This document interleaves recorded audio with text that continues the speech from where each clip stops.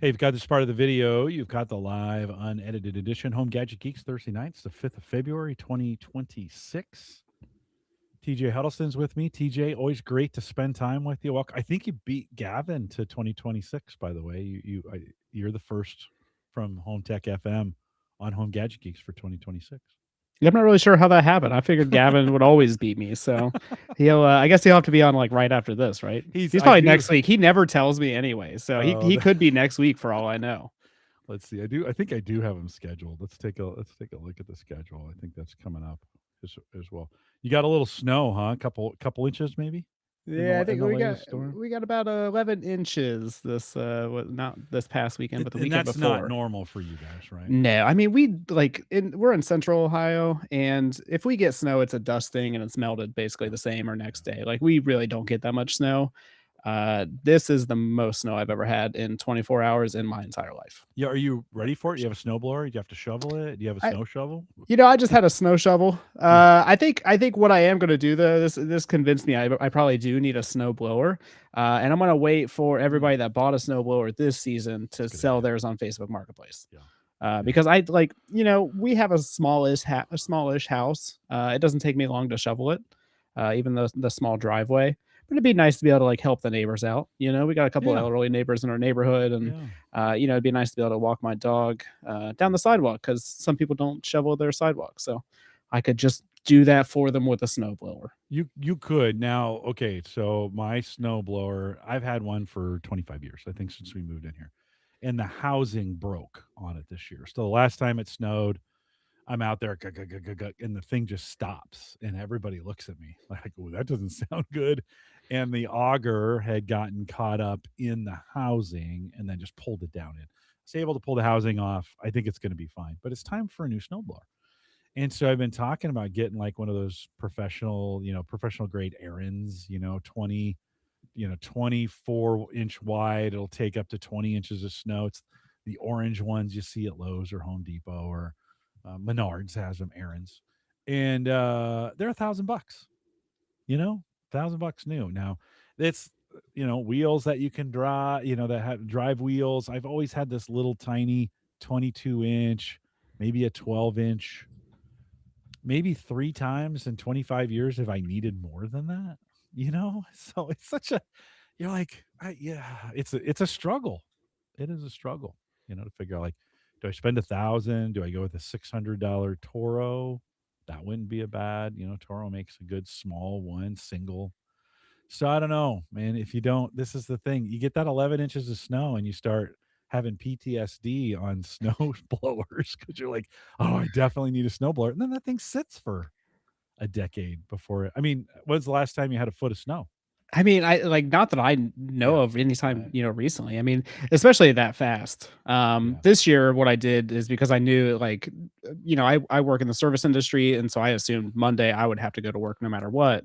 Right. It started snowing, Saturday night, and I was out, every 3 or 4 hours on Sunday just Right. shoveling Right. because I was like, it's just like if I don't, I'm gonna have to move 12 inches of snow Yeah. You don't want to do that. everywhere, You do and not that's want gonna to be do that. awful. No. So I No. was out there every 4 hours or so. It's not bad. It's a nice little workout every Yeah. couple hours or so. It's good for you. It's the way to And do then it. yeah, and then when it got to Monday, it was like all the big areas are already done. And that's all I had to worry about. So wasn't too bad. You took the philosophy. Tony in chat says still enamored with all the videos of the robotic snowblowers. Although I'll never need one. I don't know, Tony. You were showing some snow pictures on Twitter the other day. That's the snow. That's the robots. Snowblower methodology, which is go out the whole storm, and don't wait for it to pile up. Right, just keep going out. And I think there's something to if you're gonna have to hand clear it, like you did every couple hours, clear it off. It's not terrible. It's not great, but it's not terrible. And a 25-year-old snowblower for me, I should probably replace it. The question is, what am I going to replace it with? And we're just getting so little snow these days. Yeah. It's just different. Well, and for me It's too, different. like it would be nice to have one, but Yeah. like I would have to store it in my shed, Yep. which is in the back of my yard. Right. So how Yep. am I gonna get that in like a giant snowstorm? I'm gonna Right. have to like put it out by the fence or something beforehand. But I don't know. Just Think it's a lot think of about work. this. Consider this. I was thinking about getting a little shed. that's just a snowblower shed That's that a good idea. sits at the end of the driveway, right? And so it's locked up, just sits there all the time. That's just the snowblower in it. And when you need it, you just go out and open it up, pull the thing out, start it up, something like that that it protects it. It's out there. In my neighborhood, it'd be relatively safe. I just keep it under lock and key all the time, whatever. Yeah. So, and I'm thinking about that maybe. Yeah, I Because can see my myself shed's in doing the that. backyard too. My shed's in the backyard, so I don't want to keep my snowblower back there. Right. In the garage, if I go with a big professional snowblower, because our neighborhood's that way too. We want to clear everybody. Like Right. it's a race to see who can clear whose driveway first Well, and in especially our if you already neighborhood. have the machine to make it Right, easier, you know what I right, mean? Like, you might right. as well help Right on. everybody out. No, right on. So it's that's the thing I've been thinking about is like, oh, okay, that's a much bigger machine that I need to store in the garage. Um, maybe I'll make a shed just for the snowblower. So who knows? Who knows? We'll give it a try. Well, Tony, Joe, good to see you. Ken, good to see you. Thanks for checking in, guys. Good to see you tonight. Oh, there's 7 out there. If you haven't checked in chat, why don't you do that so we know that you're out there? I see more names than I see. I'm sure John is out there somewhere. I think I saw John check it. Certainly, John Biggs would not miss a show like this, and so hopefully he'll check in as well. But you can check in chat. We'll get started here in just a moment. If you're listening to the audio, well, you couldn't listen. Well, I guess you could. Patreon subscribers, this could be audio. We're going to show some pictures today, so you might want to have the video on. There's John Biggs. Hey, John, welcome. Good to see you. TJ's checking in as well. TJ, I'm glad you're in the chat room. I love it. Alex is checking in. Alex, good to see you. Good to have you out here tonight.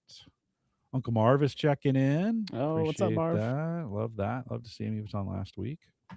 Good to have him out here. TJ, like I said, TJ's checking in. John was there. Appreciate you guys coming out tonight. Hopefully everybody is well. TJ, you haven't had any of the flu stuff that's been going around. I hear this year's flu is a little bad. No, I had the post CES bug. Oh yeah. You know, which I feel like you automatically get whenever you hang out with like 150,000 people.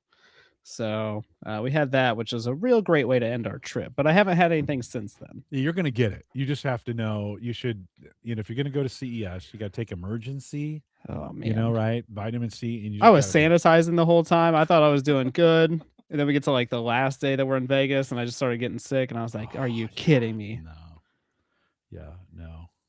No way. Okay, let's get started. Let me kick this thing off. DJ, thanks for coming out. Always good to. Gavin's in a couple weeks. I think he's 5 or 6 weeks away. Okay, that makes sense. Really, I'll have to rub it in his face then. You really beat him this year to the punch. Yeah, for sure. You guys can mock him on hometech.fm. So here we go. This is the Average Guy Network, and you have found Home Gadget Geeks show number 670 with guest TJ Huddleston, recorded on February 5th, 2026. Here on Home Gadget Geeks, we cover all the favorite tech gadgets that find their way into your home. News, reviews, product updates, and conversation, all for the average tech guy. I'm your host, Jim Collison, broadcasting live from the AverageGuy.tv studios here in today, a beautiful Bellevue, Nebraska, 50 degrees, spring. It's not really. TJ, you were in the path of the storm last week. You're looking safe. Everything okay there in Ohio? I mean, we're fine now. Oh, good. But I mean, that's like it was total chaos here. Yeah. We got about 11 inches of snow within 24 hours here in Central Ohio. And I don't. Do you guys have snow levels, like snow emergency levels over where you're at? Yeah. Okay. For sure. So if you live in a warmer part of the world, snow emergency levels are basically when you get too much snow and they need you to stay off the roads in order to clear them, so that way people can go back on the roads. And for the first time in like 20 years, Franklin County, the place that I live in, went to a level 3 emergency. Wow. Which means that you are not allowed to be on the road unless you are emergency personnel. Yeah. And so like they would literally arrest you if you were on the road. I don't know if they ever have arrested people, but that is what they say they can do, especially if you cause trouble out on the road. So we got a lot of snow. It's been very cold.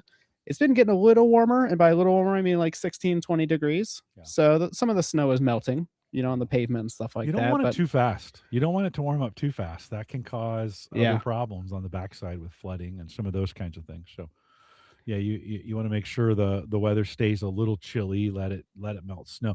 A foot of snow here in Nebraska. We would have, when we say a snow emergency, it just means you can't park on the street. Like they're like, don't park on these streets. We want to be able to clear them. I live on a major thoroughfare here in Bellevue, and we get a snow truck. If it's snowed in the evening, I hear the snow truck about 4 a.m. roll past my house one way, and then 10 minutes later, roll past it the other, and I know, okay, I'm ready to go clear snow. And so, that's the way it works here.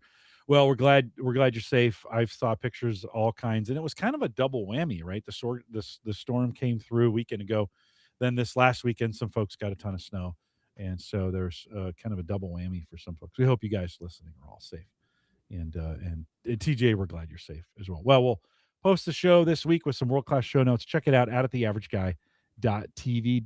Big thanks to our Patreon subscribers. If you're on the Patreon team, it's that time of the month. I just got your Patreon stuff came in here just today.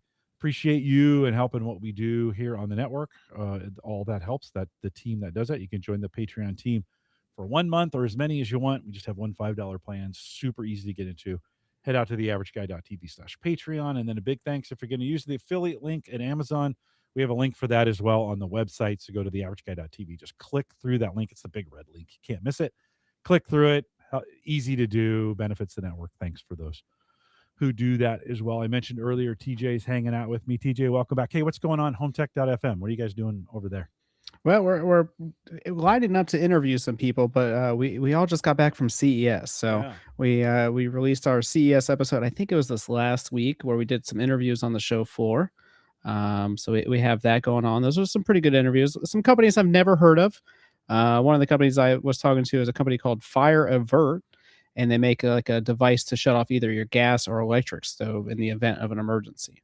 Oh, So some neat stuff we saw like that. So hoping to get them on the show to discuss their products a little more, specifically them too, because it ties into our assisted living company that we have.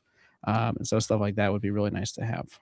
I'll throw that up on the screen. Is that the CES team? Did I get the right photo there, or is that? Yeah, that's me, Gavin, and Seth. Seth was there for a day. We actually none of us believed it. He said that he was going to go, and then he said he wasn't going to go, and then he showed up. So he was there. He was a real person. And then the two behind us, those are Trevor, or I'm sorry, Justin and Kyle from Apollo Automation. So they're down in Kentucky. They make smart home sensors based off of the ESP Home platform. Cool. So they were there. We Awesome. did a live show with them while they were there. So it was pretty fun. What do you think? We're going to talk about CES towards the end here, but what do you think about this year's CES? I've never been to CES. I've never been to Vegas in general. And so I didn't know what to expect. For me, it was a good time just to catch up with a lot of people that I've never met in real life. There was a lot of cool technology stuff, but I don't think there was anything revolutionary. There's some new TVs, there was some new robot devices and all that good stuff, but nothing this year that was to write home about.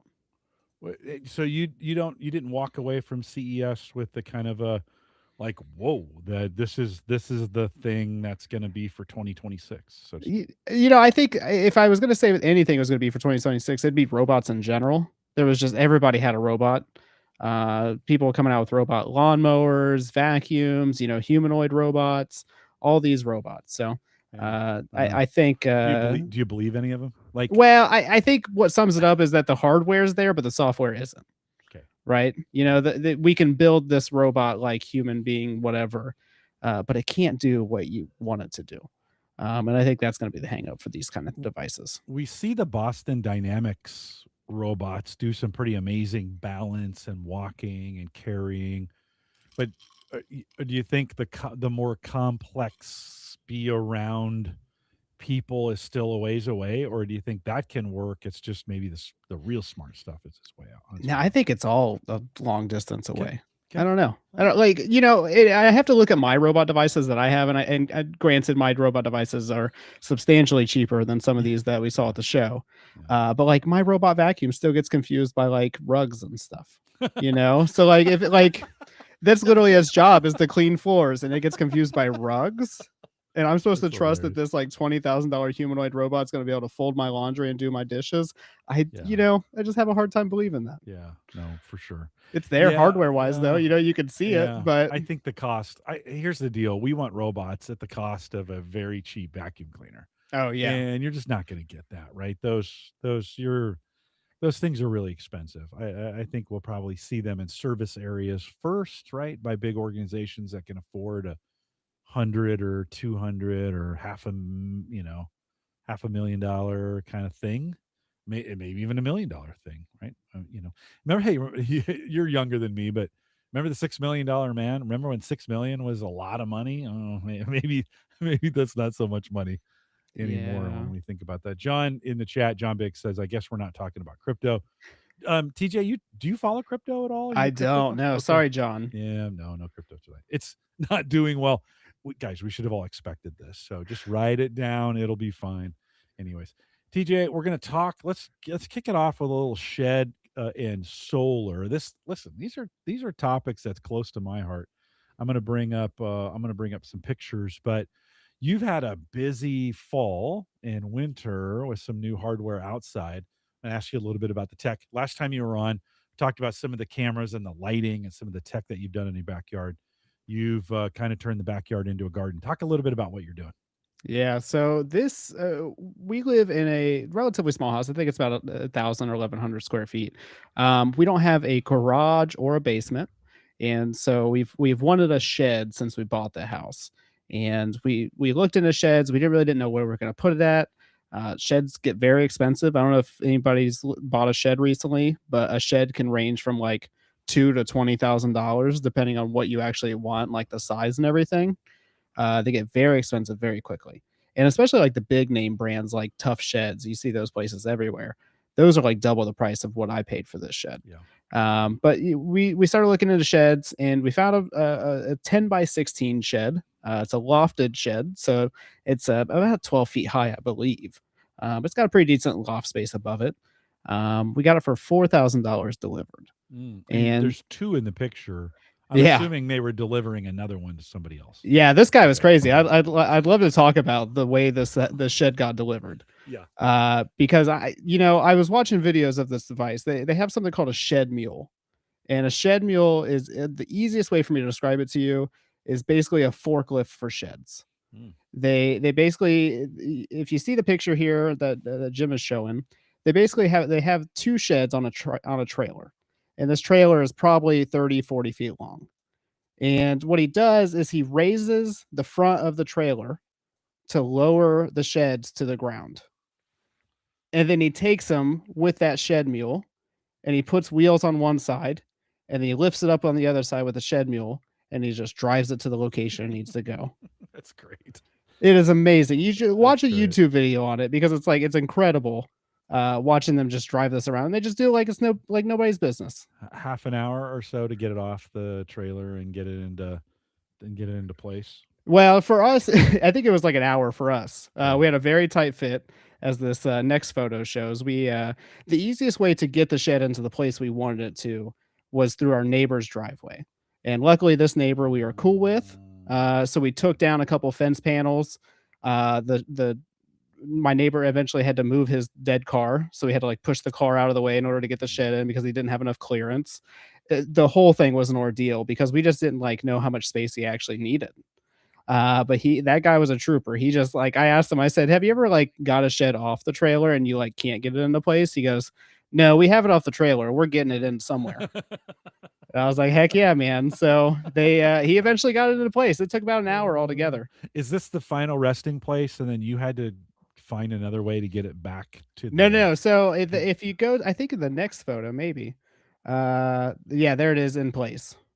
So it's we had to pay somebody to put a gravel pad down. Yeah. Our backyard is very unlevel. So we had to like have a gravel pad put down. It's raised up quite a bit. It looks kind of awkward now because like it's so much higher than the fence, like on the side. Yeah. But it's technically level with the Yeah. back of the yard. So Will you fill it in to kind of bring a walkway up to it, or will you we're do gonna some figure out landscaping? something. Right in front of the shed, I'm gonna end up putting a couple tall apple trees. Okay. So we get some nice apple trees out of that, and that'll kind of help hide the shed from the street. So we're gonna do some landscaping and stuff around it. Looks like metal roof. Is it a metal siding as Yeah, well? metal Is it roof, wood? metal Is it siding, any wood to it at all? Is it just the on? interior framing. Okay. Okay. Yeah. So wood framing, but metal. you're gonna it's primarily for storage. It's got some nice windows. Have you thought about outfitting it as kind of a, the man cave, so to speak, get some It technology might out become there? like a hangout spot or something. Honestly, it depends on we haven't had much time to mess with it just because 'cause it's been so snowy and muddy. And so, when I first got it, I was in a rush. I went ahead and just installed like a light switch, and just a light. That way I could actually work out there if I needed to. But we're gonna figure out the flow of it, once spring and summer. You had mentioned solar. Are you gonna put panels on the shed at all? Are you thinking about getting some solar power out there for the shed? Oh, I lost it, TJ. Something. Yeah. No, you're is it me? I just lost your audio.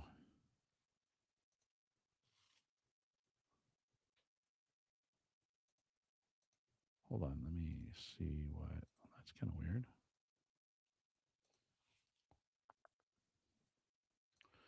Let me turn this off. Yeah, hold on one sec. It's okay. I'll edit this part out. Let's stop sharing here, and then let me double check to make sure I didn't click something. You guys not hearing TJ in the chat? Microphone. Elgato, is it? That's the one I'm seeing. Is that right? The Elgato Wave. That's what it switched over to, or that's what I'm seeing. Check your audio settings there. Yeah. Oh, Uncle Marv says check the cable on the Roadcaster.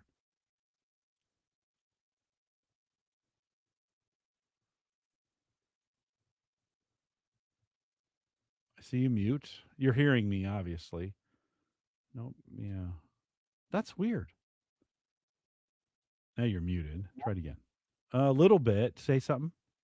What the heck? Oh, we're back. Okay. Huh. Well, okay, That hold on. was weird. No, my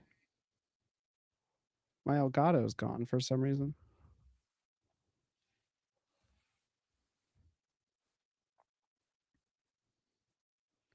Huh. Good old technology, right? Nah, whatever. I can hear you good now. So All right, good. where were we? Do you Oh, remember? we are talking about solar.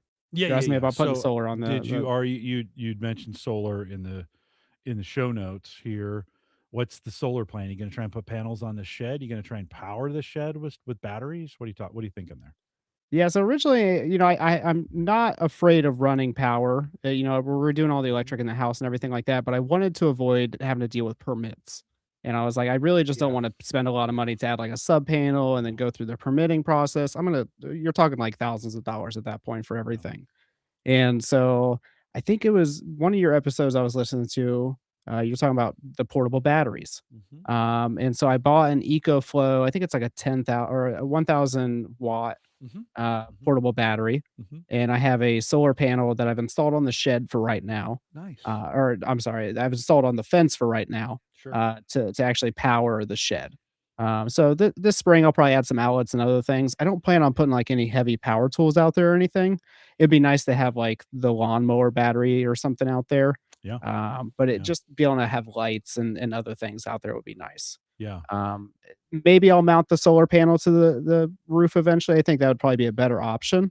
Why? But for right Why do now, you does the you know, does it face a direction that's better? I mean, the fence is not a bad idea, to be honest.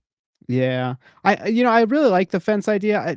It's just I don't know. It seems like it'd be better on the roof. Okay. It Yeah. seems like I'd get more direct Yeah. sun all the time, and I wouldn't have to worry so much about the angles of For the sure. panels. For sure. Yeah, But you've got as I look at your shed, does it the doors, what direction do the doors face there on your shed? they open out towards, I guess, Is it away from the fence. but is it south? Is it east? Is it west? Is it north? Those doors open to the what? What direction? Oh man, I'm directionally challenged, Jim. This is a terrible. I Uh, think it would be this west. Okay, so the doors open to the west. Well, you could still listen. The top of that shed is pretty flat. Now you got some trees there that could Mhm. potentially block it. Could potentially block that. But you're in the back corner. You should be able to get. Actually, you could probably get that EcoFlow. Right, it's probably got a 500-watt inverter of getting solar power in, And so you could, what I figured is 100, I mean, sorry, 6 100-watt panels. They never really get to 600 watts anyways, just because you never get maximum usage on that has been pretty good. Or you could just get one big, 450 or 500-watt panel. How big is the panel that you have right now? I got a 400-watt Oh, okay. panel, and I got a bifacial one. So Yeah. that way I don't have to worry about if it's partially shaded or not. It just, Yep. and it's one of those things, like, I really don't need that much power as of right now. It's Yeah. just controlling the light and everything. And Yep. so I think right now, if I were to leave the light on continuously, the battery would run for, I think, 16 hours or something. Yeah. So, Yeah. like, more than enough battery power for what I'm doing Well, at the if you got moment. a pretty good light, then if you're doing that, I mean, a small light would run forever off that. Yeah. You got a kilowatt of power there that's out there, and then you're probably able to charge it. The only what's keeping me from putting a battery in my shed in the backyard is we get 20 below, and that's Yeah. not necessarily bad on the battery. It just won't charge at those kinds of temperatures, right? And then it Yeah, gets right really now hot mine's not very quick. charging at all. No, It's just no. the cell temperature is too cold. That's what it tells me Uh-huh. every single day. Yeah, and you might think about putting that. You could insulate that in some way, and then put a little kind of. It doesn't take much, just some kind of heating device to kind of during the winter keep the cell batteries up. The battery would run the heater a little bit. The solar panel would keep it charged during the day. There's an option for. I think it's a great option. Uyghur turned me on to that way back in the day. He thought before I started running power out there, he was like, you ought to put one of those batteries. But that was my hang up too. It's like, well, it gets really cold, and in the summer it gets really hot, and those batteries can struggle a little bit. But it sounds like it's working for you when the temperatures are are Yeah, right and for I you. mean, even with the cold temperatures too, it's holding a charge. I mean, every day because when it's hooked up to the solar panel, it'll at least come on during the day. Yeah, And it tells me, it's still 62% yeah, charged, and that's what it was, a couple weeks ago. So at least it's holding its charge in the cold, yeah. and it's Oh still yeah, usable. So, yeah, yeah. It's a little inefficient when it gets colder, but mhm. you're not running a ton of stuff off of it, right? You just need a light No, and I'm not even doing basically anything from in it. there right now anyway. Right, So, right, right. you know. The EcoFlow app is pretty good. Does not have great home assistant integration, right? But it does work well on the app. Is that a problem for you at all that you can't get it really? I mean, it's really just the app that it works with most of the time, right? You Yeah, tried other things? I don't think so. I don't like the app is kinda nice just to be able to, like, I guess, turn on and off the power, Mhm. but I really don't find myself using the app that much, Really? and I guess seeing how much the solar panel is working because Yeah. I basically just installed it. So that's kind of the things I'm using for it. I want to integrate it with Home Assistant, but I'm honestly not sure what I would do with the integration. Just monitor. It's not very good, to be honest. Right. And it takes a lot of work, and I'm not sure it works very well. And only certain models, right, are it's I didn't find it to be very helpful. I'm addicted. I'll show it on the screen here. I'm addicted to this monitor right here. It's showing, Mhm. the percentage it's charged. Is it charging? Is it discharging? You can see the input and the output that's going on currently. I catch myself at work. Like it's sunny outside. I wonder Yeah, how what many I'm watts making. am I getting? You ever have that? Oh, hold on. I'll come back. I was having this problem last week too.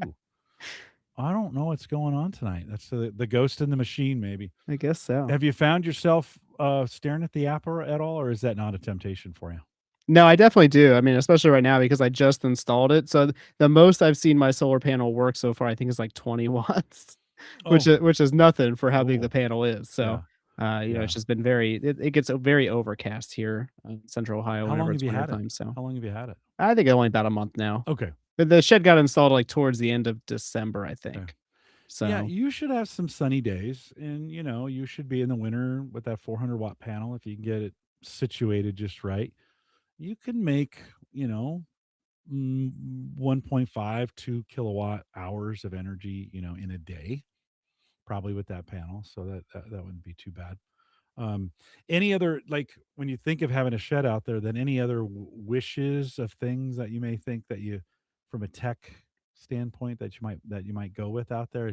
I've always thought a weather station would be nice to have on the shed. In your area, it's kind of in an open space. so I do have a weather station already. I have thought about mounting it to the shed. But one of the Yeah. things I did almost immediately because I have all the smart home devices already. I mean, literally, all of our lights are smart home, and we have sensors and everything like that. I installed a Zoo's Z-Wave light switch in the shed, along with a motion sensor.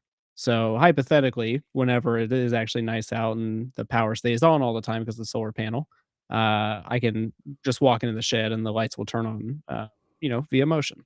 Yeah. So I've Oh, done cool. that. I think I'm gonna put like a door sensor on there. I don't really need to, but I have a couple extra door sensors, so Yeah. why not? Yeah. I don't know of any other automations though. Would you insulate? Do you think of putting any, rock wool in there or styrofoam into the between the, the stud bays to get little insulation in there? Not right now. I've Okay. looked into it, but I don't think that's a priority at the moment. Okay. All right. Yeah, Yeah. I'm hanging out in my shed, so I have the heat on, I have a heater and an air conditioner, and so I've been thinking, I did styrofoam on the top, right? I bought styrofoam sheets and cut it in, but I'm thinking of doing rock wool in the bottom part of it, just to kind of help keep the heat in and keep the rodents, you know, Yeah. they That's don't what we like did being in inside. our Three Seasons room. We used rock wool for all the Yeah, walls, so works well. yeah. At the same time, we showed this picture a second ago. Let me bring it back up for folks. So at the same time, we kind of overlooked the garden, but you've been spending some time, I'm assuming, putting a garden in around it. You'd mentioned kind of half your yard is kind of garden and garden work. That's a TJ. It's a lot of work. Like, you really want to do this? Like, these It's so much gardens are a work. lot of work. Yeah, it's a lot of work. Yeah, we have really terrible, like, clay soil. Not as bad as, like, Kentucky or Tennessee with, like, their red clay soil. But we have pretty terrible soil. So we've done a bunch of raised garden beds. We have 12 raised garden beds altogether. Uh, they're all like 2.5 by 9 feet. So they're pretty decent size. I got 2 beds of strawberries. We have a bed of garlic, and then the other stuff is just like annual stuff that we plant every year, like tomatoes or peppers, all that stuff. I like gardening. I don't like the Okay. watering when it comes to gardening. Now Uh, this is tech can take care of this, right? I mean, oh, for there's sure. so many smart watering things now, right? Are you in that space? Are you gonna pick up a bunch of those? Yeah, this is my challenge every year, honestly. So we don't have like a traditional irrigation system you would have for your lawn, right? Because just the neighborhood, nobody has an irrigation system around us. And so I looked into an irrigation system, and the company that wanted to install like a very basic irrigation system, we're not even talking like 12 beds. I think it was like 2 to 4 beds or something like that. They wanted like $6,000, and that's like for like the backflow preventer and the second water meter, so you don't have to pay the sewage Yeah. fees Yeah. and all this stuff. And I was like, I'm not paying $6,000 for that. That is crazy. And so last year I used hose timers. If you don't know what a hose timer is, it's basically it goes in between the hose spigot and the hose, and they have a bunch of different options. You can do like a Bluetooth one or just like a manual timer one, like you would like your Christmas lights or something like Yep. that. Yep. They have, app controlled ones. There's a bunch of different options. They're not very expensive. I think they range from 10 to, $40 typically. Last year I used Zigbee based ones. So they connected directly to Home Assistant. And then I just used schedules or automations through Home Assistant to water the garden. That worked mostly well. But the problem is limitation, how many zones you can have. Because you think of a traditional hose spigot, you might be able to get like an adapter to split that into like 4 different hoses. But you still only have, 3 or 4 of those hose timers that you can actually use. And so basically everything was just getting watered the same exact way. This year, I'm working on providing a solution for myself where I can actually water all the beds individually, which is a hard task. I mean, I have 12 raised garden beds. I have a couple garden beds in the front. I have garden beds in the back for like the sitting area. So, I mean, I'm talking 14 to 20 different zones potentially of watering. And so I've started building my own product. I'm just using basically just like little water solenoids hooked up to a sprinkler controller. Mhm. So Mhm. you can buy these little, I think it's like $10. It's like a half-inch water solenoid. It's just normally closed, and you apply power to it, and it opens up. And it's $10 each, which is not a bad deal. And I'm gonna hook that directly into the sprinkler controller in order to water everything. Oh, hold on, I'll come back. I do not know what's going on here. Man, it's all kinds Yeah, tonight. no, I had this problem last week, too. I'm not sure what's going on with, with Restream. So I don't know if that's Restream or me. Whatever.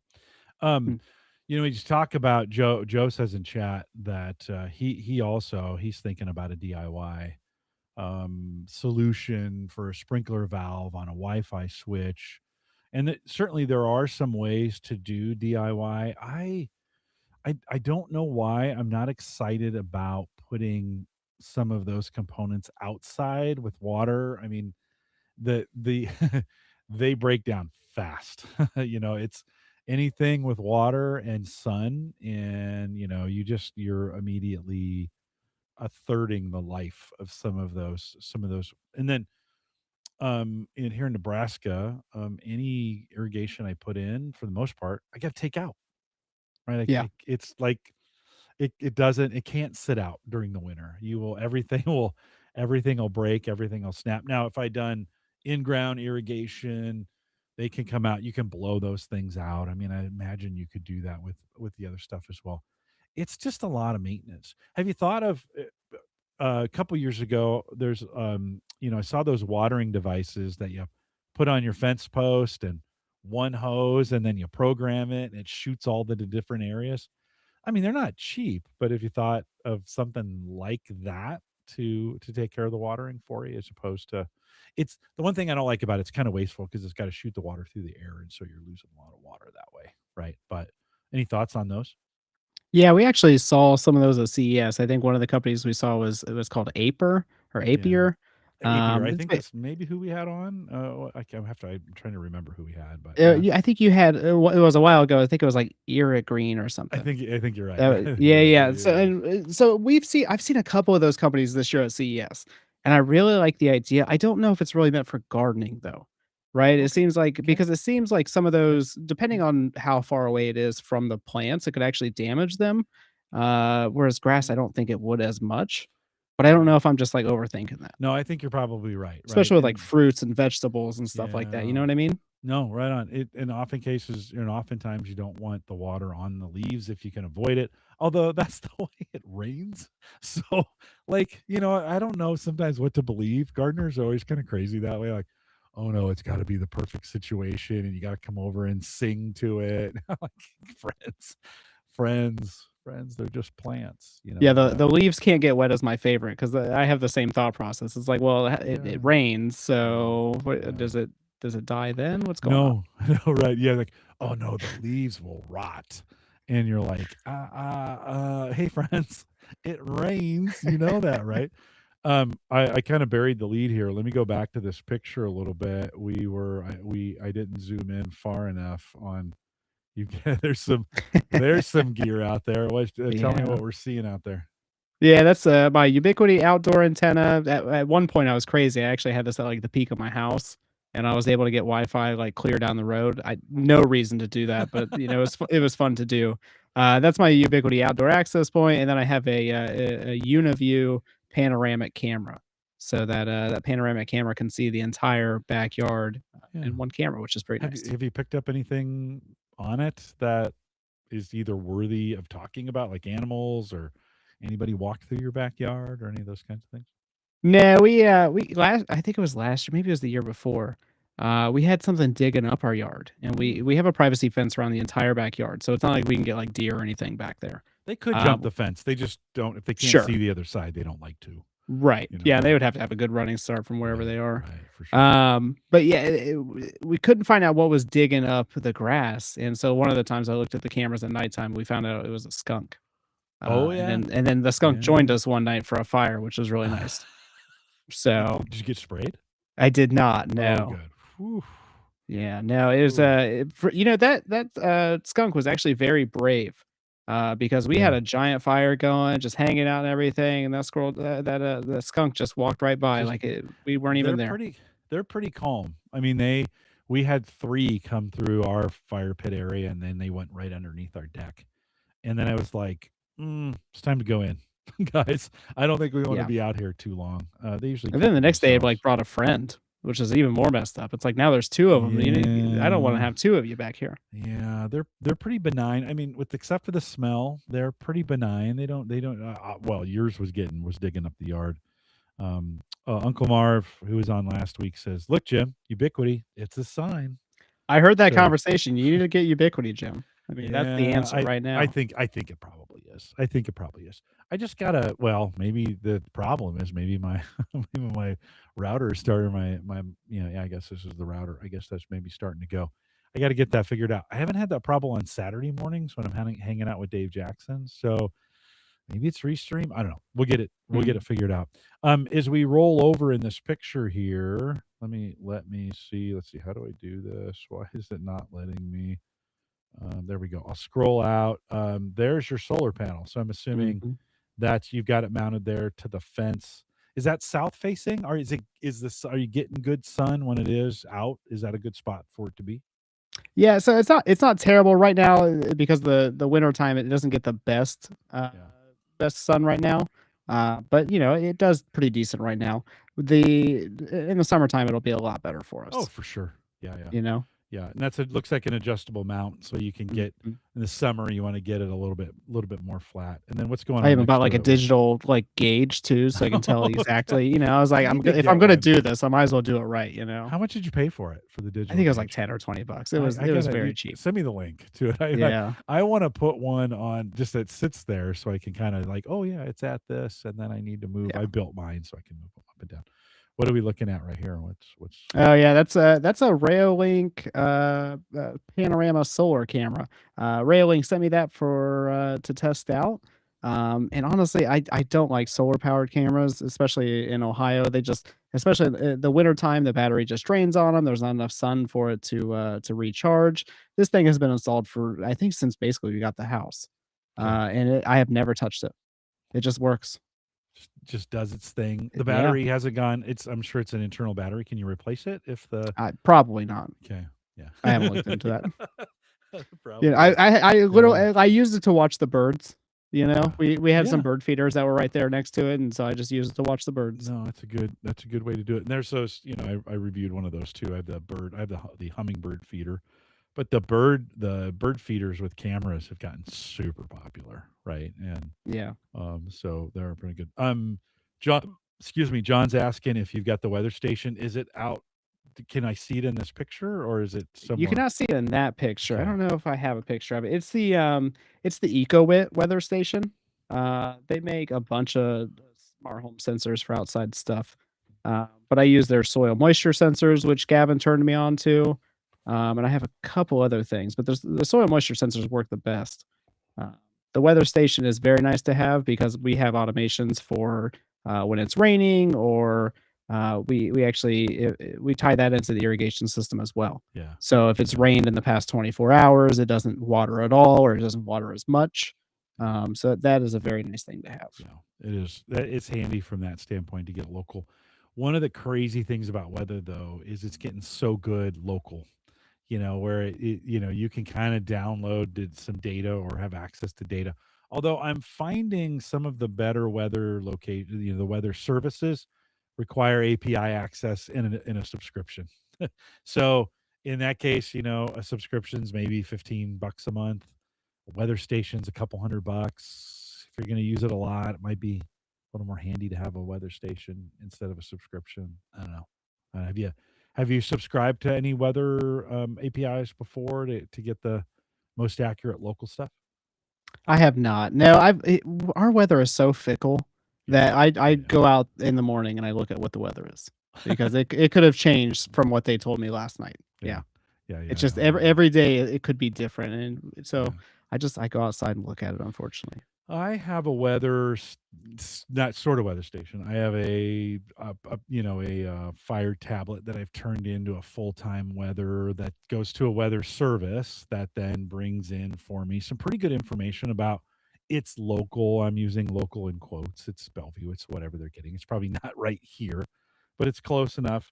7-day forecast on the side, a 12 hour, yeah, no, 24 hour on the bottom, and some charts and graphs on where the stuff has been. And I find that works out pretty well for me. I don't have it tied into any home automation. I don't do any irrigation. I'm a survival of the fittest farmer, so to speak. If it dies, shouldn't have lived. Was it meant to be? You know, I've tried this method. It's not. I don't know if it's a great method, but my daughter cracks up about it all the time. Is I'm like, yeah, I plant something in a location, and if it dies, I don't plant it there again. Then you plant something else. Like, oh, okay, the hostas didn't live there. Let's try, whatever. Fill in the blank. We were talking about this in pre-show, and I kind of overdid it last year with sunflowers. They're really good for the soil. They bring back nutrients. If you've got some soils that are nutrient lacking, they'll bring nutrients back to them. They're good, and just they grow in just about. They're kind of a weed in some regards. They grow in just about any situation. Have you been, TJ? Have you been bitten by the sunflower bug yet? Because they do just really well just about anywhere. Well, and they're so beautiful, aren't they? I mean, we They really so are. this Yeah, they year really are. this year we're going crazy with the flowers. So I'm the type of person I don't like to maintain my grass. I it's nice to have grass in the areas that we hang out, which is like the backyard. But the front yard, I have no reason to have grass in the front yard. It doesn't serve me any purpose. And so this year we're actually I'm going to start with half the front yard and turning it into all wildflowers. And we have a good assortment of different varieties of sunflowers. There's some red ones and some gold ones and some odd colored ones that I find online, and I'm like, that would look cool, and I buy them. But we also grow what's called super snack sunflowers, where they're actually edible sunflower seeds. So you roast them and you eat them just like you normally would, like a sunflower seeds you get at like the gas station or whatever. Yeah, yeah, So we grow a lot of those. Those ones are cool because the heads get ginormous. I mean, they're so big that you basically have to support them because at a certain point they start falling. And once they yep, reach a certain point, the they do. birds and squirrels and everybody else is going to start eating them. So we grow a lot of sunflowers, and I'm sure this year we're going to grow even more.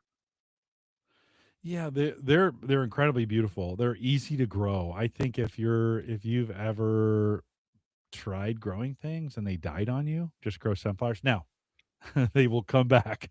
Like just know one sunflower, plant is going to produce 100 the next year and 10,000 the year after that. So, like, you have to be really careful. I'm in my third year of doing this, and I think I'm going to have to do some severe weeding at some point to pull.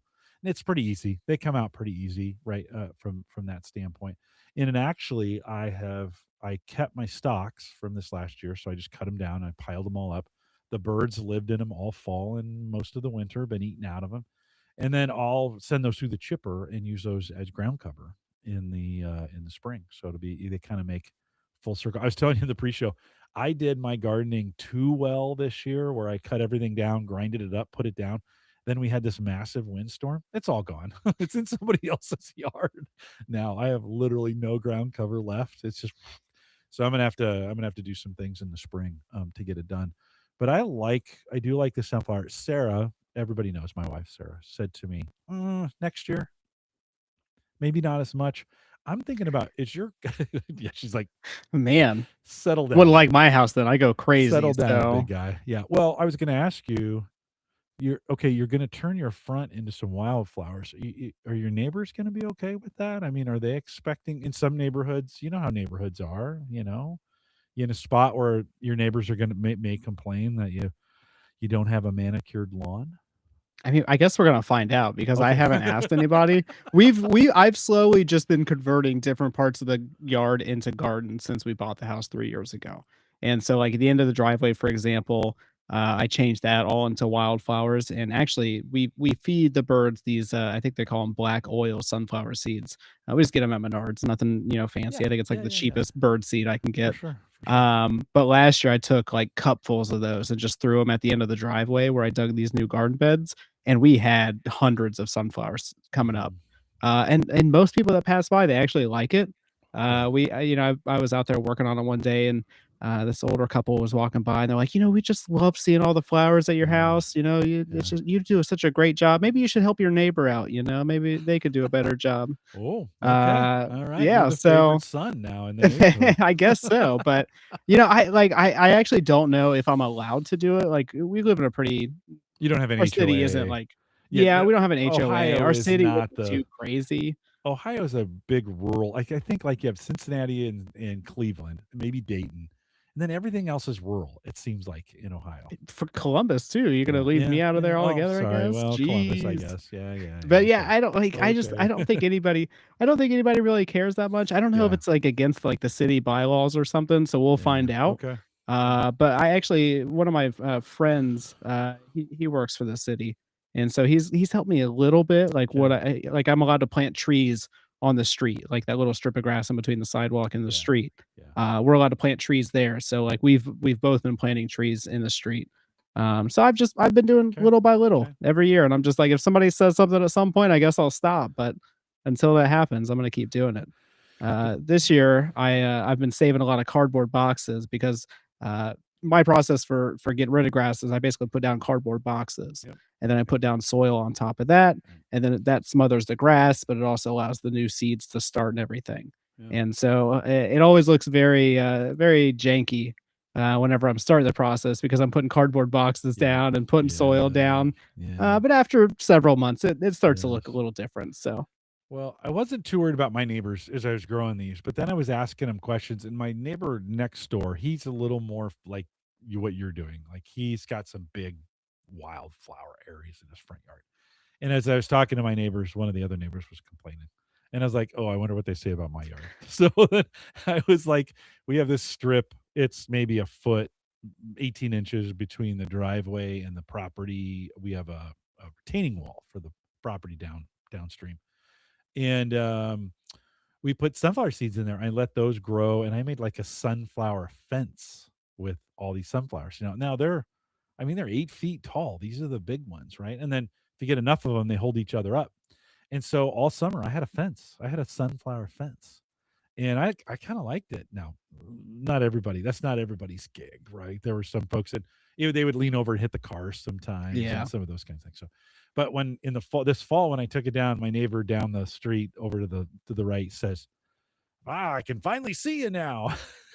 I was like, "Oh, he didn't like the fence. He was not a fan of the fence." So I probably won't do a sunflower fence this year. Definitely will keep the sunflowers away from the solar panels for sure, right? Yeah. As we think about that. But um, so as we to kind of wrap up the irrigation piece on this, where do you think you'll land with irrigation for the spring? What are you hoping for from an automation standpoint? What's the best case scenario for you? Well, my biggest hurdle at this point is figuring out where I'm gonna store the components because you touched on this, is that the valves are relatively cheap, but if you leave them out in the sun all the time, they're gonna deteriorate. I mean, it's gonna be no time, you're eventually gonna have a leak and all that good stuff. So, I have to figure out where to place these valves. I'm gonna have 12 to 20 different valves, and they're relatively small. I could build Yeah. something on the fence or something. I really don't wanna put one of those giant, like, in-ground irrigation boxes in with like the Yeah. cover and stuff like that. I feel like that's too extreme, but maybe I just need to do that. But like I have to figure out where to put the valves at. Everything Yeah. else, I have an idea of how it works and everything, but it's just that part I'm struggling with. Yeah. Hey, those irrigation things, I know the big panels, they've got a lid on them. They're meant to go in ground. Mhm. They don't have to. Like I Yeah. think you can just set those up, use the cover, have them above ground, but have them like let them take the punishment of the sun and the weather, and it can kind of protect whatever you have. And then in the fall, if you do need to take them down and put them away, put them in your shed for the winter so they don't experience the full blast of the winter. And it's the really cold days that kill them, right? I mean, you Right. guess those plastics just don't hold up very well. Um, even in the shed, they do better than outside in the cold. You could have those in those um, devices or in those containers, but you don't have to Mhm. bury them. I think some people think you got it because that's how you Oh, see them see, all that's the a good time. idea. Yeah, you can just leave it on top. Yeah. Yeah. Yeah, just set it up on top, and they're open on the bottom, and so, you can set it on there, but it'll protect them from the sun, so well, it gets me thinking, I mean, spring's just around the corner, right? I mean, it did Puxatawny Phil I think Puxatawny Phil saw his shadow, so I think we're talking 6 more weeks of winter, but that's just March, and then hopefully we'll start seeing some when do you plant? Like, what's your do you plant indoors first, or are you just like, hey, if it's just gonna grow when the seed germinates outside? Yeah, so this is the part that we're always awful at, mainly because we've never really had a space to start seeds and stuff until recently. And so last year we started some seeds, but a lot of them got moldy and stuff. So Okay. we went out Yeah. to like the garden center and just bought a lot of plant starts and Okay. whatever survived, we planted. This year, I'm going to utilize my actual office space for work and start seeds in there. Yeah. Because some of the stuff like we grow a lot of peppers, for example. Peppers take a long time to actually They start do. and become something useful. Yeah. So peppers we're gonna start inside. We grow a lot of loofah, like you wash yourself with the loofah kind of thing. Yeah. We grow a Yeah. lot of those, Oh wow. but those take forever to grow as well. So we're gonna start those inside. Okay. I would say half the stuff that we have this year that we're gonna grow is all direct sow. So we can just plant it as soon as the Yeah. last frost. Yeah, So there's some nice home automation or some nice lighting, let's just say, for indoor plants that you can now, I mean, you can tune it to the exact the exact temperature that you want it to be. You can tune them, you can turn them on and off at intervals and really then from a humidity standpoint, you can really control the humidity. You talked about some of those molding, right? And there's some indoor sensors now that you could do it to turn on a humidifier if it gets so if it gets too humid in the space where the plants are, turn on this turn on this plug and that'll turn on a humidifier in the area and start drying it out. So some cool things you could do there too with home automation. yeah, so what I'm gonna do this year, uh, Kyle and Justin that we were talking about earlier from CES, they have a company called Apollo Automation. They make something called a Pump One, and I sent you a link for this on Discord so you can Okay. show it off if you want to. But Yeah. this is an automated watering solution where it basically just takes a tube and it puts it into a bottle, and you can pump that Oh water into yeah. something else. And so I have this that I'm gonna use to actually water all the seeds, because it's gonna be in my office. My office is only 10 or 15 minutes away, but I'll be able to use this to actually water everything. And I'll use the soil moisture sensors as well from EcoWit to actually monitor how wet everything is. Am I showing the right thing? Yeah, this is it. Is Yeah, this so this yeah, thing is yeah. pretty cool. It's based on ESP Home, so it's a Wi-Fi device, Wi-Fi smart home device. Ties into Home Assistant very easily. Uh, and you can trigger it and send water from the bottle to the plants or whatever else you want to do. Yeah. It's actually a very powerful pump too. I mean, they had it where they took the hose up like an entire tree, and it still shot out water, so it can go pretty long distance. And it's it's 33 bucks, 32.99. I'm assuming that's for the pump and the tube. You supply your own water device, whatever you want to Mhm. do, right? On that from Yeah. that. Yeah, and I actually thought about the system like this for the outside, which is, and they make these big pumps where I would get I'd get a 55-gallon.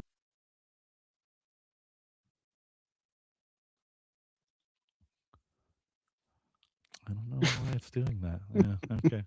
I'd get a 55-gallon drum and fill that up with water or use roof rainwater to fill that up, right? And then pump that into the various areas with these kinds of pumps to this that same idea. Instead of coming out of the hose, you're drawing it from a water source. Those always have their drawbacks too, because now you have standing water in your yard, the mosquitoes or the sometimes the plants or the stuff that gets into the water starts stinking. It starts it's growing algae in the water, so that's always been the drawback for me. This has also been for this kind of solution that we're talking about here too. It's always been my worry about leaving that water around too long, because you got to clean, then you got the maintenance of cleaning those water vessels out on a fairly regular basis, every couple weeks at least. So, I just kill the plants. Either they survive naturally or they die. So, That's why you gotta um, do, all native plants. That's why I like all the actual, like flowers and stuff that I try to plant, I want it to be natives, that way I don't have to yep, water as much. yeah, I want it to yeah, be as hands off as possible, yeah. like, we try not I have a couple arborvitaes, and those things Mhm. need so much water in order to live, Yes. but that's the only thing I have in Yeah. my entire yard that requires a ton of water, Yeah. so Yeah. And I've see hostas have worked well for me in our region underneath, they kind of are shaded. There's about a 9,000 varieties of them that you can get. They come up every year, and then if you kill them one year, they just come back the next. Like it's really super hard to kill those things. Hydrangeas were another one we tried this year that I've had some varying success with them. They too also are water. You come home from work and the leaves are all you're like, oh, I guess it needs a little more water. So that may be one that's gonna, I don't know, have to, maybe it'll just die. It'll It's see like- itself out. That's how it works. we say self-select. Maybe it'll just self-select its way out of there anyway. Well, we'll have to kind of come back on in the fall and see how the garden goes. Let's wrap it a little bit with CES. I want to show a picture that's kind of the epitome. When I think of CES, this picture is exactly what I envision on CES, right? Somebody pitching their wares. This is some famous guy, I think, right? I forget his name. Jonathan Scott Yeah. from the Property Brothers. Yeah, and he's out, they've obviously hired him. Looks like Mike Hugh maybe is out there. They hired him to do some kind of pitch or whatever.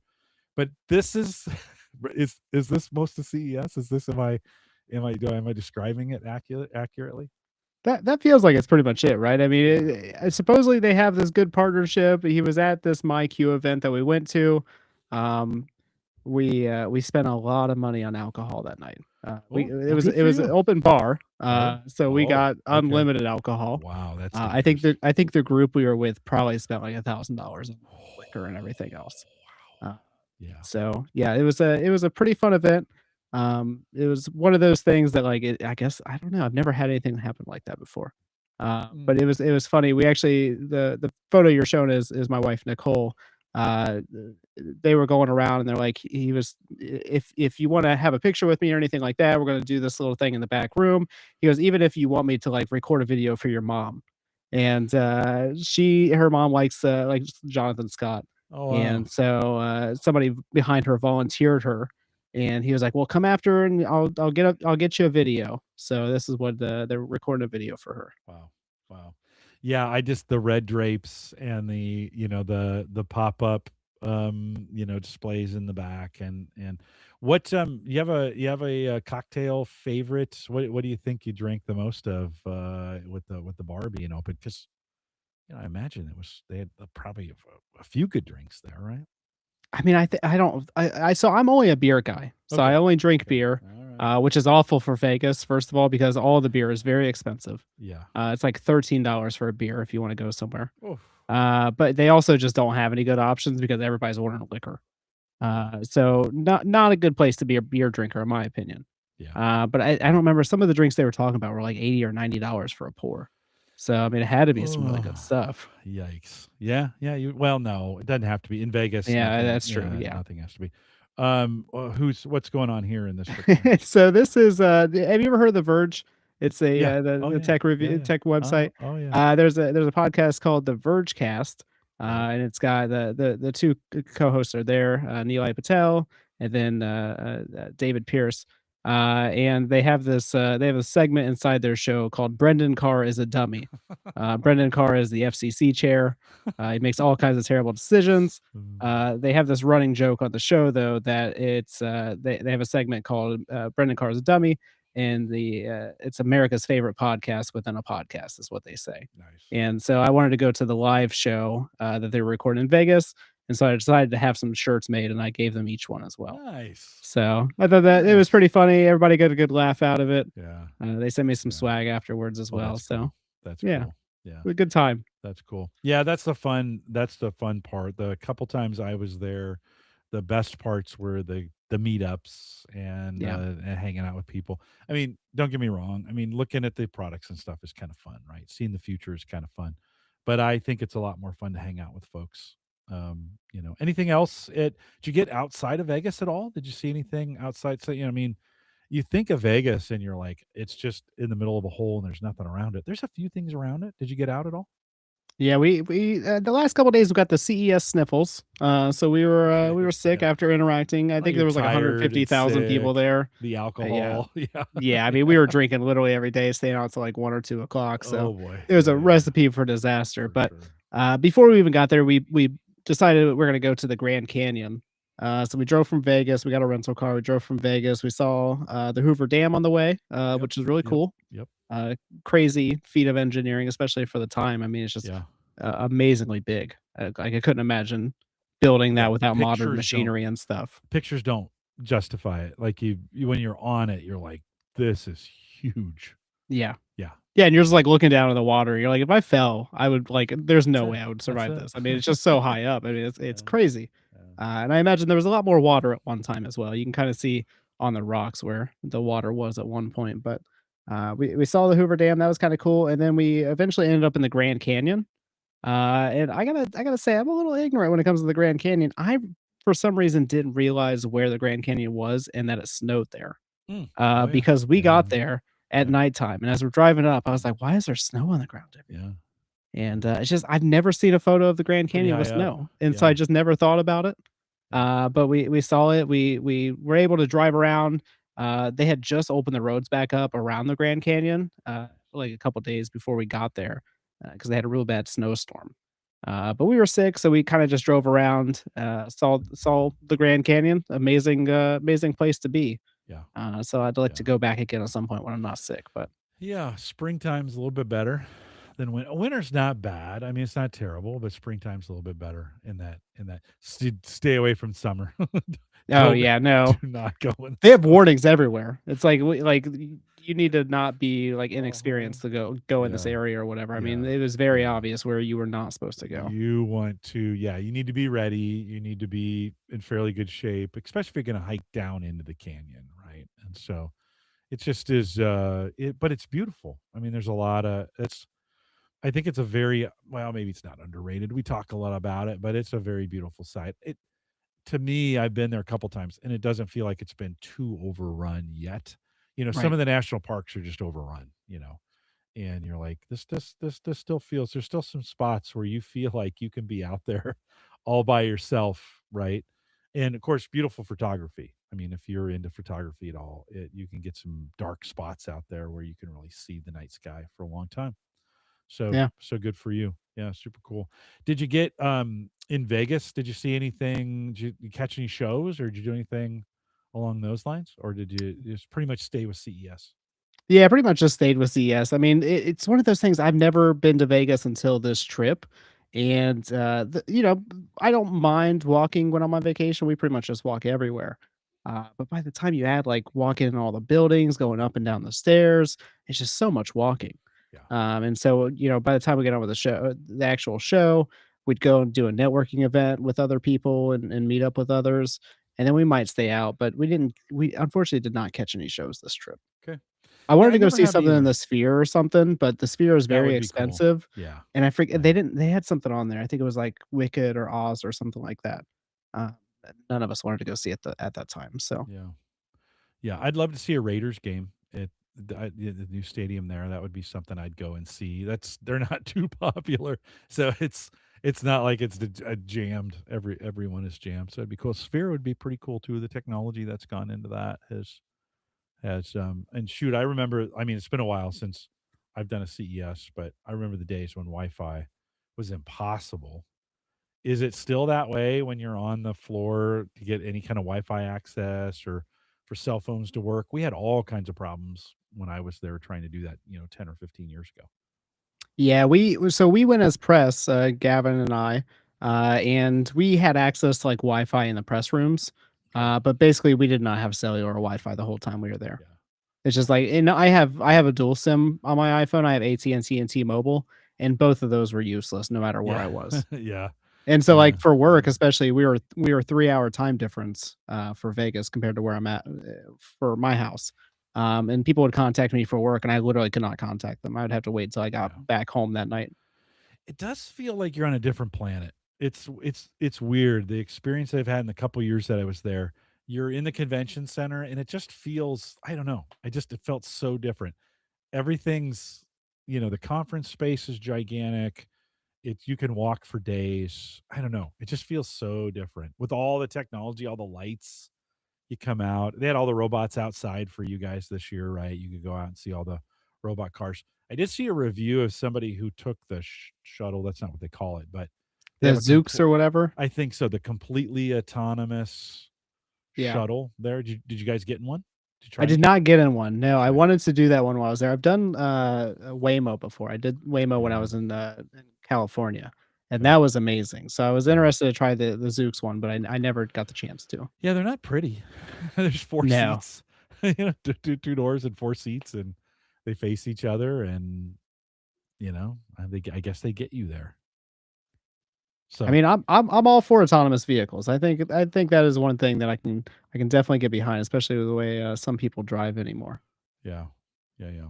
Well, as we wrap this thing up, let me get to some chat stuff. Alex, come back to some chat. He did say, Alex in chat said some weather services allow free access if you're sending data via your weather station. That would be cool. And Alex, I've gone back and forth on weather stations. I'm always afraid I'm going to buy one and immediately there's going to be a better. That's one of those, right, where you're just like, "Oh, I know I'm going to buy this thing." And then the other thing I'm going to do is I'm going to buy it and I'll be like, "Well, that's cool." And I don't know if I'll use it as much maybe as I want to, or maybe I'll totally geek out on it. So I don't know. Do you, for your weather station, do you use it? Are you viewing it much? Do you use much of the data? I mean, you said earlier you use it for in the spring to when to water and some of those kinds of things, but do you find yourself using it to track what's going on right now? Oh, you muted. Sorry, TJ, you muted.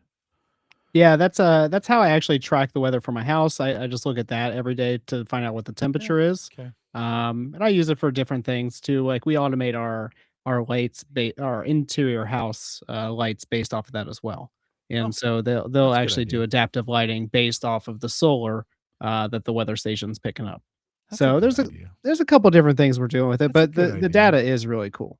Yeah. Yeah. How And fast the wind is going, stuff like that. that would be nice. Locally, especially, right? I find, I've got weather. I mean, I have temperature in about every room, with the devices, with the A Lady devices, you can just ask, just shout, it'll tell you. It's on my watch, it's on my phone. I've got iPads displaying it around the house. So, I don't know. I'll have to think about that. John says out in chat, he says weather stations can be pretty expensive, That they TJ. are. I mean, they're always Yeah. like I feel like they're always $200 or more. Like I Yeah, have the for Eco sure. It one, it's Yeah. $200. I think the Tempest is like $300 if I remember correctly. That's another really popular one. And But does they yours dump all out the rain? Like, does it collect rain and then dump it out on a some kind of basis to measure the rain volume? no, it's got this like I Okay. forget how they word it. It's like a hypersonic sensor, so it actually detects Okay. on the raindrops hitting the top of it or something like Got that. it. So Got it. some Got it. some hoopla. Yeah. Yeah. Some kind of magic. That's The that's the pretty the that's amount funny. of rain I don't trust on it. It tells me how much it's supposedly rained in the past 24 hours and stuff like that. I don't trust that aspect of it. Okay. But it notifies me when it starts raining and stuff like that, which I do trust, and that one works pretty I reliably. think that would be the most important. Although AccuWeather and some of those, My Weather is kind of what I use. They're getting crazy good at alerting me, like by my location of when it's going to start raining, and then they're like, "Hey, in 15 minutes, it's going to start raining," and that thing is crazy accurate. Like, okay, well, that's that. It's good to know. So I've been kind of filling in with some of those pieces as well. Yeah, I think Gavin has his to where like if it starts raining and his windows are open, then it notifies him, for example. So that's a good use case for Oh it too. yeah, yeah. Yeah, no, something I hadn't thought about like the light frequency based on the solar output of the day. So you could brighten it up a little bit. If it's going to be dim outside, you could have the lights come on and brighten it up a little bit, or dim them if it's going to be a big solar day, if it's going to be very, very bright outside. We've uh we've gone to some really heavy shades in the house, and my wife, when it's really bright outside, she just closes them off, she just doesn't want it that bright. Certainly there's some things we could do automation wise with those shades to kind of do that for us if we wanted to. So cool. TJ, what's coming up on Home Tech FM? You guys got anything scheduled in the hopper that folks should be thinking about coming out and listening to? Nothing directly scheduled right now, but I'm gonna work on some Z-Wave stuff. There's an initiative right now. They're trying to sell the spectrum that basically Z-Wave uses, and a lot of other stuff. They're trying to sell it to a private company at the moment, and the industry is really coming against it because there's so many different devices that use this spectrum. So I think we're going to do a segment on that here soon because that's a big deal. That would be. If we can't get devices like Z-Wave and stuff anymore, so I Yeah. think that'll be coming up here soon. We're going to work on that, and maybe some follow up interviews for CES. You might want to look at, right, this happened in the microphone industry, right? The Yeah, not that's the exact thing, but they phased out, right, this frequency in microphones over the years. And I wonder if there's a similarity between some of the things that had to happen there, wireless mics in that industry, and then maybe what could go. That would seem big if they. I mean, I wonder how long it would take for it to start causing conflicts, and then would things just be like? Would there be a? Are they saying would there be some kind of period where like it's got to switch over, or people have time to switch over? I don't know. How does that work? Anybody honestly, I know? don't know. That's kind of the annoying thing is I didn't hear about it till CES. And I was talking to a couple people that are heavily in the Z-Wave industry, and they were telling me about it. And I was like, "What?" Supposedly, it's been going on for a couple years now, where they've been fighting it. But I've never heard of it until recently. So it's very confusing why nobody's been talking about it. And even now, like I just did like a quick search for it on Google, and I can't find anything about it either. So we're Yeah. gonna have to find out some more information about this because All right. this is a big deal. Well, you guys, Seth, and Gavin out there weekly, right? Hometech.fm if you want to catch that. And I always say it's a better podcast than this one, way more technical, and you guys are super smart. I appreciate you guys coming on the show here and always providing value. I'll have to get Seth back on. I haven't had him in a while, so I'll have to reach out to Seth and see if he'll jump in as well. He's a good guest. Gavin's coming on in, I don't know, 5 or 6 weeks now, so we'll catch up with him. And appreciate you guys over there doing what you do. You get super nerdy, maybe not super, but you get pretty nerdy, and it's a good way to do it. So TJ, thanks for coming on tonight. Can you hang out while I close this thing up? Absolutely. Okay, awesome. Well, just a couple reminders on the way out. If you, like I said, if you are purchasing on Amazon, jump over to the affiliate link of theaverageguy.tv. Just click on the red. There's a red sentence. I always forget what that says. Something about affiliate. Blah blah. Click on it. It'll take you through to Amazon, and that helps out the network as well. Don't forget the Average Guy Network, powered by Maple Grove Partners. Get secure, reliable, high-speed hosting from people that you know and you trust. And you know that's Christian. You can check it out today, maplegrovepartners.com. We had him on just a couple weeks ago, and they're still doing $10 plans. So if you need hosting for anything, go with Maple Grove Partners. They're doing some great work over there. Him and Gary are doing a bang up job, so make sure you check that out before you go buy hosting from somebody that you don't know. And with that, I'll say big thanks to our Patreon subscribers, and that we are live every Thursday, 8 p.m. Central, 9 Eastern, out here at theaverageguy.tv/live. TJ was this week. Andrew Morris, who, if you've been around the show a long time, Andrew was on show number 1 with me. And I think he did a couple hundred shows before he dropped off. Things got busy. We're going to have him back on next week and catch up with all the things that are going on with him. Week after that, Aaron Lawrence. And we'll have her back. I had her on right before Christmas, TJ, and she was in a hotel in LA. And halfway through the show, burp, internet went down. She was out, and she was texting me behind the scenes. Fortunately, I had Uyghur with me, and we were able to finish up the show. But have you guys ever done a show on home tech where it just is failing and nothing's working and things aren't going well? You had to come back around to it. Has that ever happened to you guys? Well, our stuff doesn't work all the time, so Yeah. it's a weekly challenge for us. But we usually eventually get there. It just takes a couple hours Yeah. sometimes. Okay. Well, Like you're that's very good. efficient. When you start the podcast, you just go. Like when I we do. start the podcast, we I dilly do. daddle for like two Yeah. hours. So Yeah. You're right. You guys chit chat and then do some other things. And then it takes Seth a while. You're right. I'm super efficient. We get in, we get out, we do a little post show. I always post it Saturday mornings to the feed. Yeah, that's just what I do. So if you want to join us live, if you want to come out and see the chaos that is live, there'll be a few edits this week that I'll have to make to this one, clean it up a little bit. You can join us Thursday nights, 8 p.m. Central, 9 Eastern. If you want to get a notification of the show, know who's coming on, join our Discord group, theaverageguy.tv/Discord, and always post in there when things are going. I haven't been using, because of work related stuff. I don't use Twitter or some of those things for the podcast stuff. I kind of keep it all inside our Discord group. So if you want to join that, super easy group to get into. It's not a lot of noise. There's a couple of the guys that are always bringing deals in. It would be a good one to join. TheAverageGuy.tv/Discord.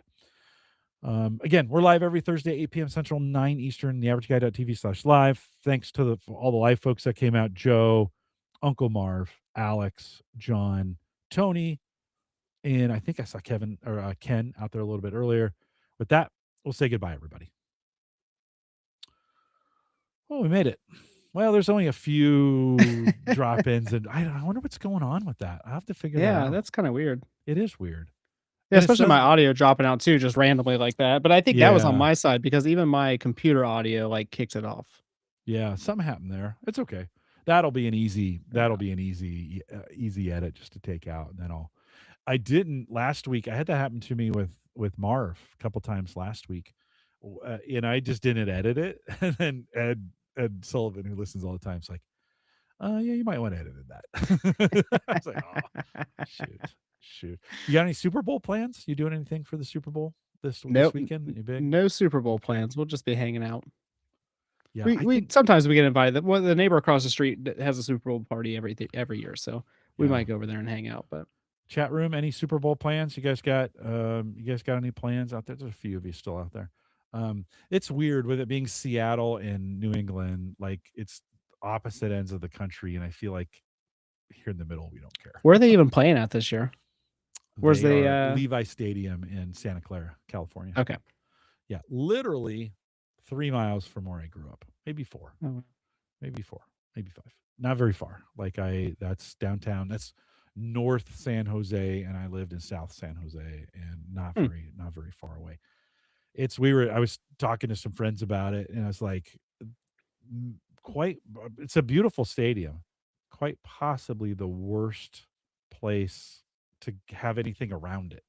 Like there's literally nothing around it. You leave the stadium, you got to go somewhere else to do anything. Yeah. Like most of the stadiums now have like things stuff around it.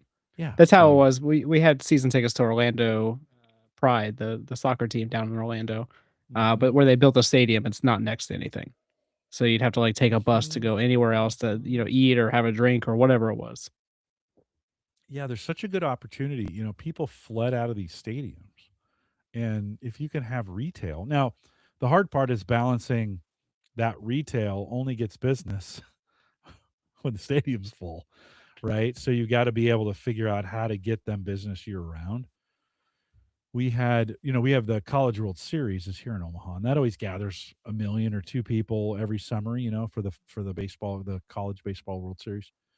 And some of the businesses really struggle. Like there's not a lot going on around the stadium. Creighton, our college team, contracts that stadium out for their baseball, but there's just not enough of it.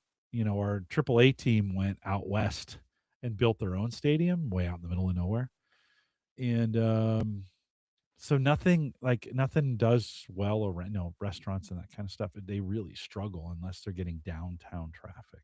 Yeah. So it's hard. It's hard to do those. And it seems like those stadiums are getting bigger and more expensive, right? There's like an arms race of like, what kind of giant monument can we build? How far are you from Cleveland? I think it's like 2.5. And then Cincinnati? Probably about 2. You're dead. You're smack dab. Yeah, I'm pretty much right in the middle. Yeah. I think I drove into Columbus one time for the airport. We were down in Cincinnati, but they flew into Columbus instead. And yeah. I think I remember driving too. Yeah, Cincinnati's airport. It's basically in Kentucky. They just call it like the Cincinnati, Kentucky airport. Yeah. But it doesn't have a lot of flights out of it, really. Columbus is definitely where most of the flight. Really? If it's domestic flights, it's going to be Columbus. If it's international flights, it's probably Cleveland. Okay. But yeah. We got 2 airports here.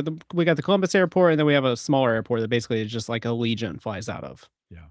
I was in Cleveland in December. So I came in. My brother-in-law lives up there. Dave Jackson came up and saw me, and we met for breakfast before on the way. And then it was snowing. It snowed on the way home. They get so much snow because of the lake right there. Right. right. Whenever they talk about us getting snow, I'm always like, what are they doing up there? Because we could get a couple inches of snow and they get a foot of snow in the same amount of time. So Chat room, I didn't hear from you. Where are you going to watch the Super Bowl? Or maybe you're not going to watch it. Chat room, I haven't heard yeah. from you one bit. The other week, I don't know about you guys, TJ, but on home that what you guys do on home tech, but from time to time, I've been trying to bait questions on this show that people would post in YouTube. I'm trying to bake the YouTube algorithm without it Hmm. being too obvious, of just saying leave it in the comments. You know how YouTubers are like Yeah. leave it in the comments. So a couple weeks ago I put this it wasn't totally false, but it was not, I was hoping to get some reaction to it. And I was Right. hoping I'd get some reaction on YouTube.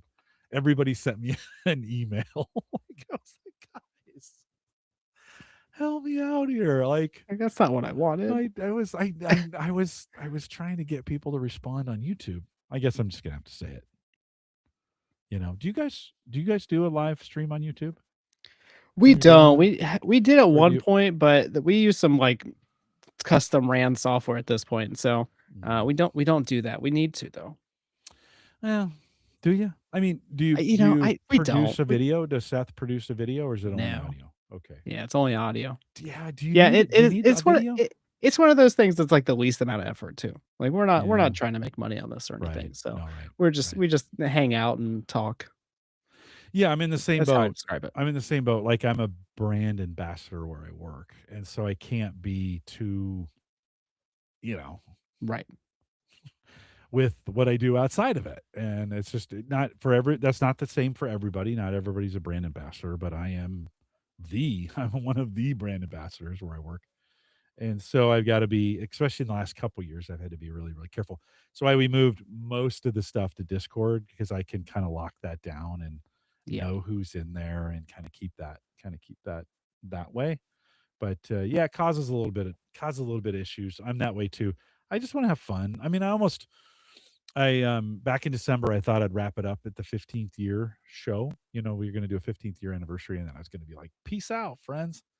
And I was like, I'm having too much. This is just too much fun, right? Yeah. It's too much Yeah, fun. it's the whole community you've built as well, you know? Right. I Right. I told, I told Seth and Gavin, I was like, "It'd be nice if we are able to make enough money with the podcast to go to Vegas every other year, like for CES or something like Yeah. that." Yeah. Pay for Yeah. my flights or pay for Yeah. our lodging or whatever, nothing crazy, but that would be enough. So, Yeah. we're That gonna would work be on some stuff this year, I okay. think, to Yeah. Yeah. improve And I that. wonder, you guys get some, uh, as I hear from Gavin and you too, you guys get some pretty good products sent to you, right? To Mhm. test out, to try. Wonder if you could do some, and this is where YouTube could help you with sponsored, hey, this video is sponsored by blah, blah, blah, blah, and Mhm. then bring that in. Dan, thanks for doing the call there. He says they've dropped off the NFL over the past couple of years, so I doubt I'll watch the Super Bowl. Just not excited about it anymore. Yeah, I think I think this year there's going to be. Well, to be honest, I live in Omaha. We were big Kansas City Chiefs fans. It's been a wild ride the last 7 years with the Chiefs, right? I mean, we got a couple Super Bowls that we won. We've lost two badly, right? It's been pretty tough, but we've been pretty spoiled here. But Kansas City's a small market, right? I mean, it's a little bit like, and I mean, not Boston certainly, but Seattle's probably a big market. So I don't know. It'll be interesting to see. Dan, thanks for dropping that in there earlier. You didn't check in, by the way, Dan, but I appreciate that. Yeah. So I don't know. It'll be interesting to see. I'm kind of thinking I might. Yeah, I don't know what I'm going to do. Ed's out of town. I usually hang out with him on Sundays. Maybe I'll just go out in the shed. Maybe I'll try and grab a local friend, and do an evening shed in the smoke shack and enjoy There a you go. cigar, watch the Super Bowl. So, live friends, thanks for coming out tonight. Good to see you. Thanks for checking in with us. Thanks for being with us tonight. Oh, hold on before we go. Dan says, fair enough. Oh, you're used to Yeah. disappointment then. Yes, yikes. Oh, poor Cleveland. Poor Cleveland. I'm sorry. My wife's from the Cleveland area. So she grew up in Amherst, South Amherst, which is just Mhm. outside of Cleveland. And the Browns. Yikes. Yikes. Live folks, come back next week. Join us next week. Who did I say is coming on? Oh yeah, Andrew's coming back, and then in 2 weeks we have Aaron. So we'll see you guys next week.